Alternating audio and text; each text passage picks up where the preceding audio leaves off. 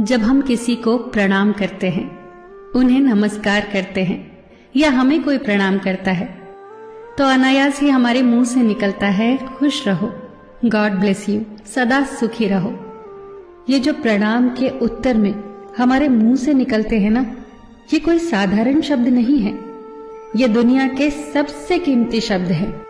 आजकल हम इन बातों को महत्व देना बंद करते जा रहे हैं, पर यकीन मानिए, जो प्रणाम के जवाब के रूप में आशीर्वाद हमें मिलता है या हम किसी को देते हैं, वो 100% चमत्कारिक शब्द होते हैं, बेशकीमती शब्द होते हैं। एक बहुत प्यारी कथा कहने जा रही हूं। महाभारत का युद्ध चल रहा था। एक दिन दुर्योधन के व्यंग से आहत होकर भीष्म पितामह यह घोषणा कर देते हैं कि मैं कल पांडवों का वध कर दूंगा। इस घोषणा का पता जैसे ही पांडवों को चलता है तो उनके शिविर में बेचैनी बढ़ जाती है। सभी को भीष्म पितामह की क्षमताओं के बारे में पता था, इसीलिए सभी अनिष्ट की आशंका से परेशान हो जाते हैं। तभी श्री कृष्ण द्रौपदी से कहते हैं, तुम अभी मेरे साथ चलो। श्री कृष्ण द्रौपदी को लेकर सीधे पितामह भीष्म के शिविर में पहुंच जाते हैं। श्री कृष्ण स्वयं तो शिविर के बाहर खड़े हो जाते हैं, पर वो द्रौपदी से कहते हैं कि अंदर जाकर पितामह भीष्म को प्रणाम करो।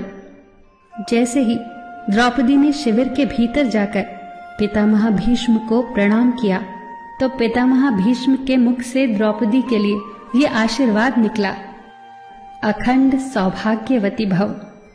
जैसे ही ये आशीर्वाद उनके मुख से निकला, उसी क्षण उन्हें स्मरण हो आया कि आज ही तो उन्होंने पांडवों के वध की घोषणा की थी और स्वयं ही उन्होंने द्रौपदी को अखंड सौभाग्यवती रहने का आशीर्वाद दे दिया।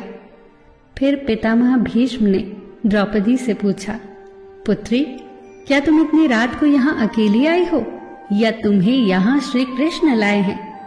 तब द्रौपदी ने कहा, जी पितामह, और वो शिविर के बाहर ही खड़े हैं। शिविर से बाहर निकलकर दोनों ने एक दूसरे को प्रणाम किया और पितामह भीष्म ने कहा, मेरे एक वचन को मेरे ही दूसरे वचन से काटने का काम केवल कृष्ण ही कर सकते हैं। शिविर से वापस लौटते समय श्री कृष्ण ने द्रौपदी से कहा, तुम्हारे एक बार जाकर पितामह को प्रणाम करने से तुम्हारे पतियों को जीवन दान मिल गया है।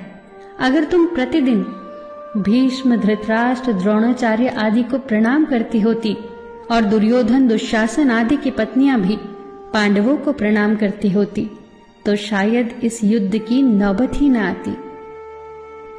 जो हर घर में कलह कलेश का वातावरण रहता है, वो कहीं न कहीं इस बात के मूल से जुड़ा है कि हम संस्कार भूलते जा रहे हैं। हम जाने अनजाने अपने बड़ों की उपेक्षा करने लगे हैं।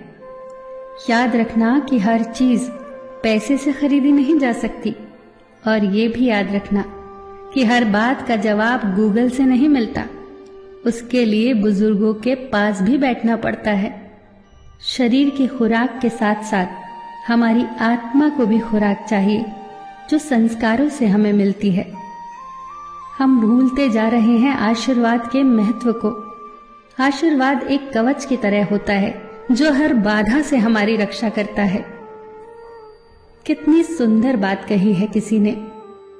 प्रणाम अनुशासन है, प्रणाम शीतलता है, प्रणाम आदर सिखाता है, प्रणाम से सुविचार आते हैं, प्रणाम झुकना सिखाता है, प्रणाम क्रोध मिटाता है, प्रणाम आंसू धो देता है, प्रणाम अहंकार मिटाता है, प्रणाम हमारी संस्कृति है।